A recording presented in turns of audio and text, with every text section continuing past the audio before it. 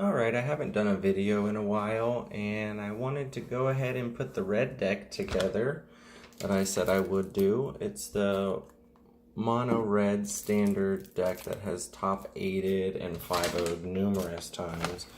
We finally got the rest of the cards. So here it is, a 5'0 list from MTG Goldfish. It's $86 in paper.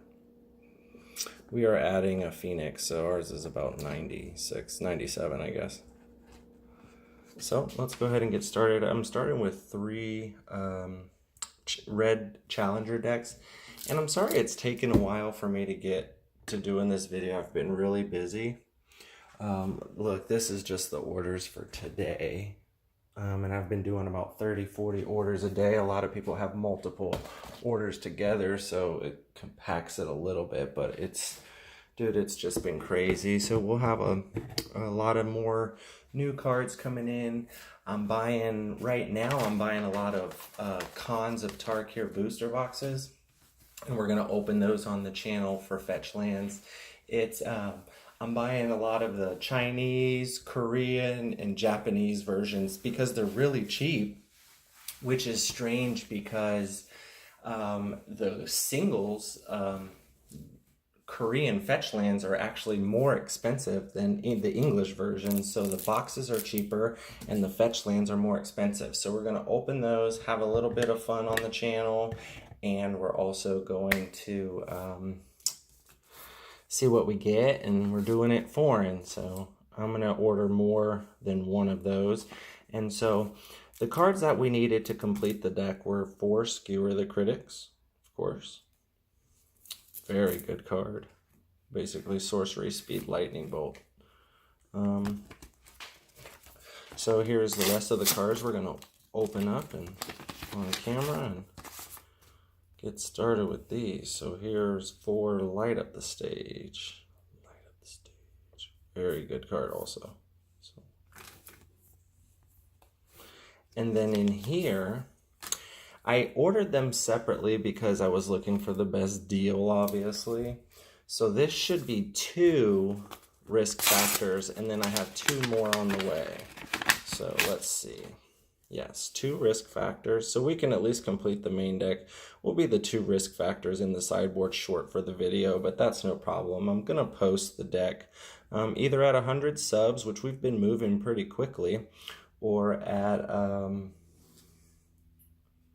I may also, I'll post it on eBay just to put my feelers out and see if anybody wants it. But this deck's just kicking ass lately, so I don't think the new meta, even with War of the Spark, is going to be able to dethrone this deck. So I think that this deck will continue to be prevalent and standard for quite a while. None of that's really needed. The Cannonades I might use in my board. I know that's not a normal card, so we need 4 Firebrands for sure, 4 Steamkins, yes, Banefire, let's see, we might, 4 Chainwhirler, no, we're cutting those, yeah, right. Experimental Frenzies, we have more of those. Phoenixes, that's sideboard. Shocks, definitely. God, I need to get Stronghold Shocks for this deck. Lava Coils in the board, Lightning Strikes our main deck, Wizard Lightning our main deck, Lava Runner is main deck, Pyromancer, main deck, and then we're gonna have to pick out some pretty mountains. So let's go through another full Challenger deck. So here's a 2 and 3. These Challenger decks are cool. I just buy them for the singles and to have some fun with. Obviously, you see what we're doing with them. We need the Frenzies for the board. Maybe another Banefire, doubtful. There was one card I think we only got 2 of that we needed 4 of. Yep, Lava Coil. And what else? We're good on the Wizard's Lightnings. I want the basics because we're not sure which. I'm going to pick out a single art and try to run the whole deck with the same art, the same picture for the mountains. So here we go. I'm just doing this to take an extra Phoenix out, even though the deck doesn't even really call for it. It's just fun to do. So we got some sleeves here also.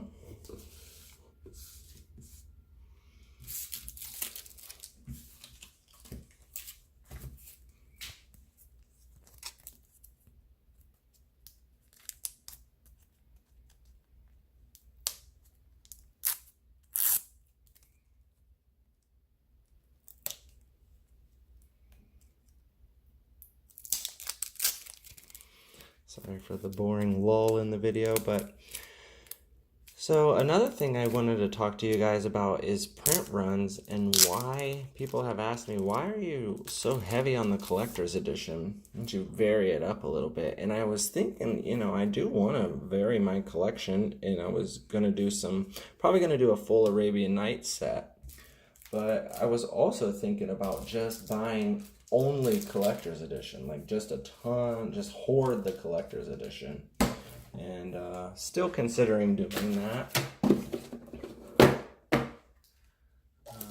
So here's all of our Challenger decks, and then we have the White Weenie fully built. So this is just stacks of Challenger decks, some of which are unopened. And we've got at least 2 of each. We got 3 white ones, 3 red ones, and then 2 of the green and black, and 2 of the blue and red.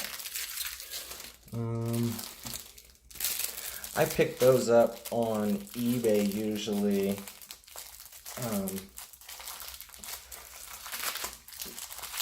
Something like 17 bucks is my, you know, top of the mark for me. The most I'll pay for most of them. The blue red one I'll pay about 21, 22. That's with shipping. But that's just to get the cards out of it and just to have them. I like to keep it together, and I don't know, it's just neat. And when you go back, I have all of the Challenger 18 decks as well, so I'm missing the first series of Challenger decks, but I don't know, maybe I'll pick those up one day, and then I can have all of the Challenger decks, which is, it's just cool. It's a neat way to jump into Standard. Mostly I bought Challenger decks with ticket winnings back when I used to grind leagues. I opened a bunch of packs. I used to open a bunch of packs, but now we're going to open packs from some contrarian investment strategies, like Rudy would say. You know, everyone is buying, you know, Kanza Tarkir boxes are almost $200, and I bought a Japanese or a Korean, which is almost always worth more than the English versions. The Korean Kanza Tarkir box, I paid $110 for it, and it's in the US, so I don't have to wait a bunch of time for it to ship all the way from Korea or Japan or China or wherever you order from. So it's pretty cool. And then as you see, there's a bunch of really cool cards in the background. We'll flip through some of those. I mean, right? Everybody probably wants to see some of this stuff. This is a stack of fetch lands. Crazy. Mana Crypt, just all good lands. Dual lands, shock lands, power. This is all power.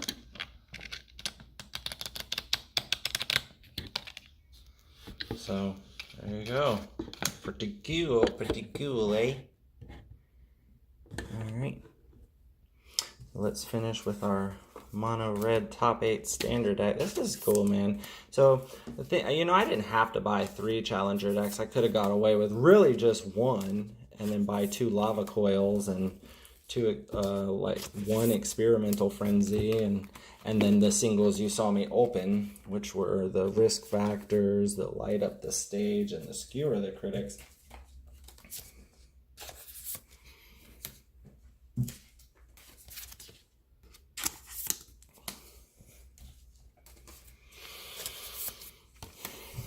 And it's in red sleeves. That's cool, huh? So whenever I sell or give away the deck, that's how I give it away. I give it away in give it away now.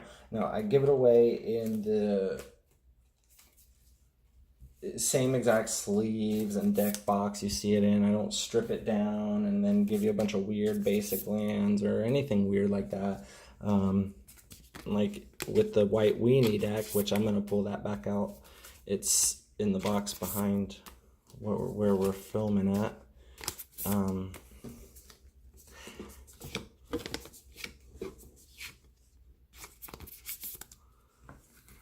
Give it away now. key. There's a bunch of stuff back there. So let's go ahead and get that out. You can look at that too. Whoa. See, I even kept this little weird. This was a bonus sideboard for the White Weenie deck. This was just like maybe if you wanted to switch it to a best of one strategy or whatever.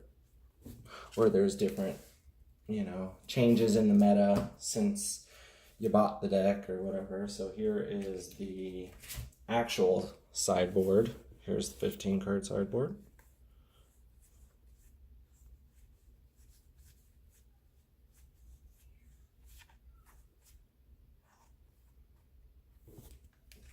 And then here is the main deck. I'm not sure if it's shuffled or not. I think it is. Yeah.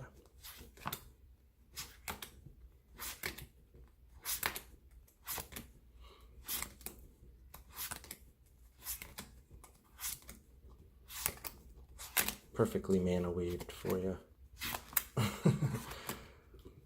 You know, a while ago in my community, I was basically blacklisted. I was banned from my local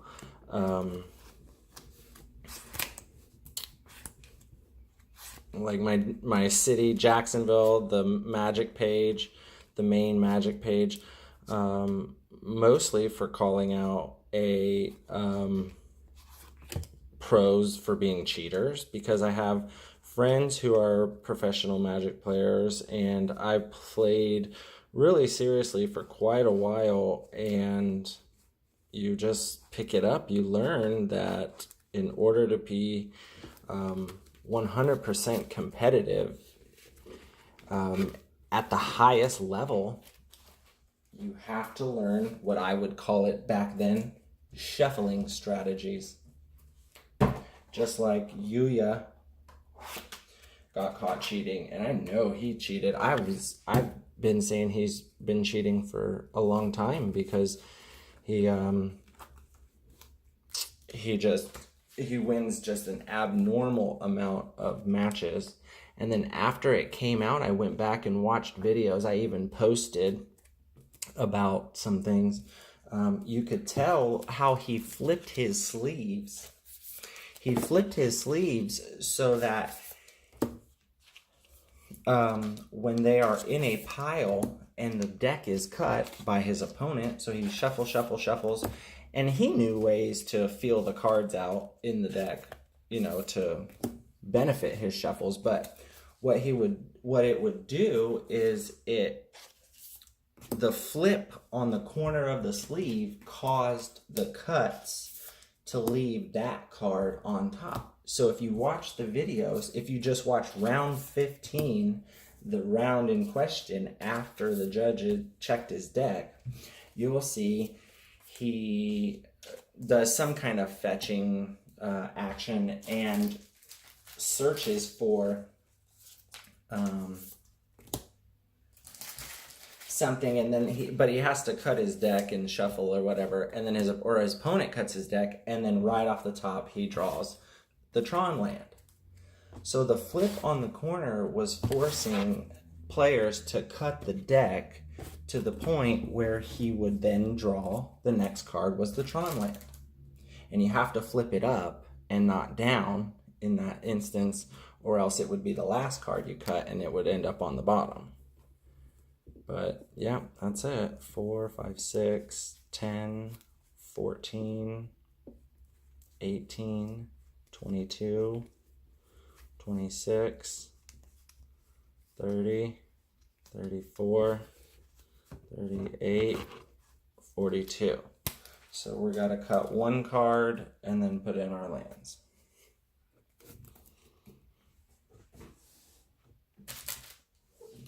So we need to come up with 20 basic lands that we like. I like that one. Let's see if we can, I doubt we're going to find, we're probably going to have to use 2 pictures from these, which is fine.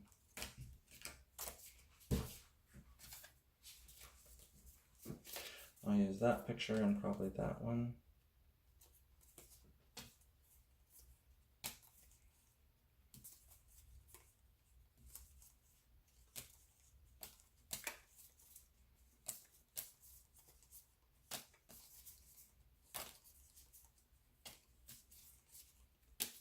There we go.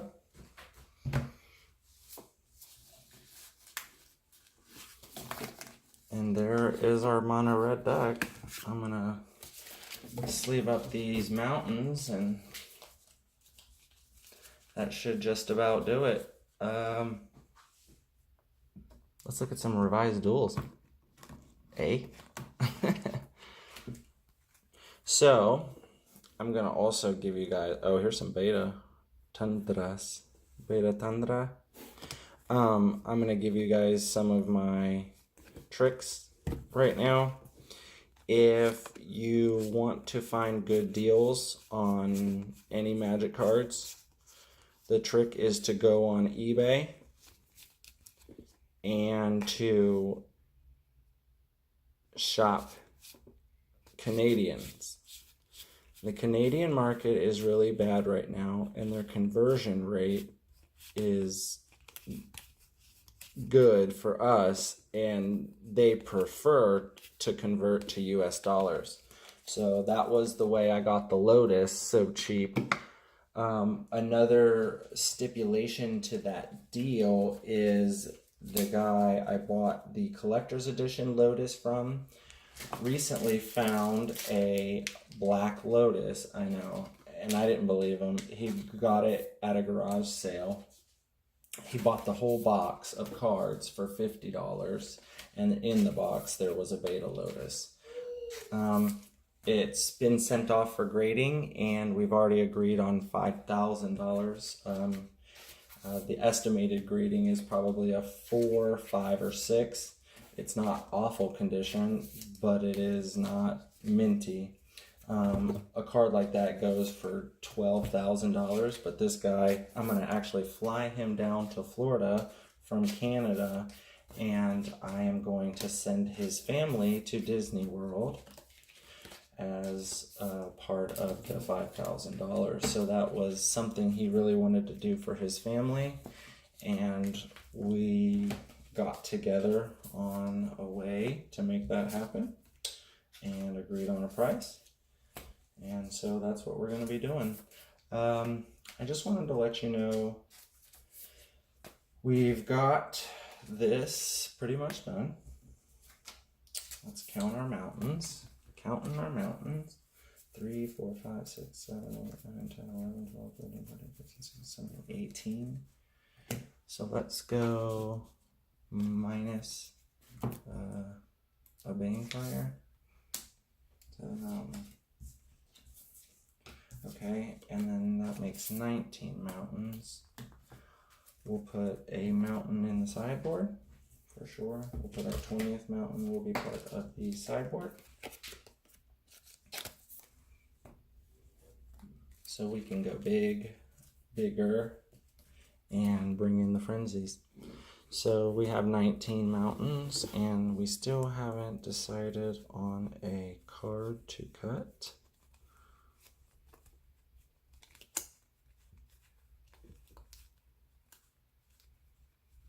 I believe it will either be Wizard's Lightning or Skewer the Critics.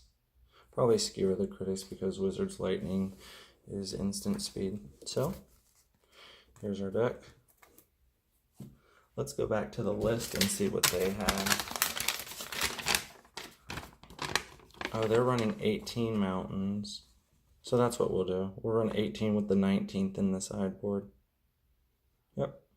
So, there's our deck.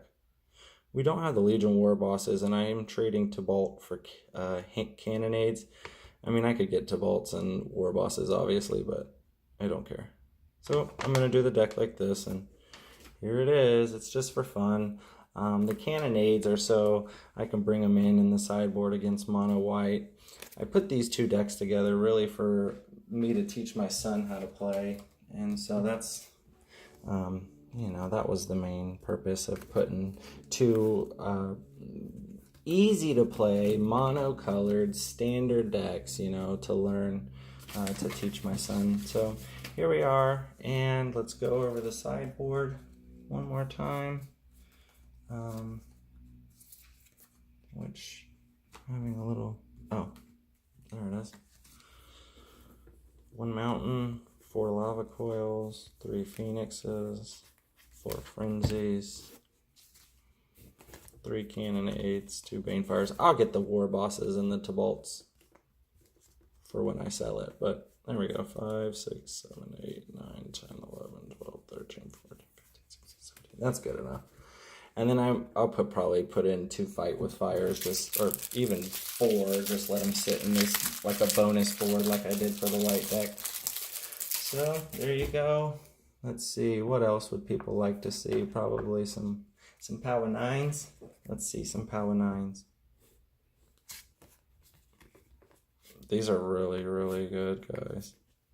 I could pull out one of these.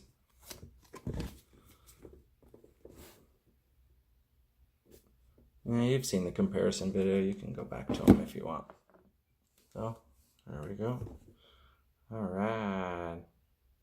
We like magic. Alright, fellas. Thanks again for watching. And that deck will either be up for grabs or up for sale or up for something. So, thanks again. Take care. Talk to you guys again soon. We will be doing the rest. The Abzan Moxen will be coming, and the Time Twister. I'm going to open those on camera so we can finish the collector's edition in the book. And then we will probably start on the Arabian Nights. If anyone's interested, stay tuned, and we'll just keep building, keep building. All right, thanks again. Bye.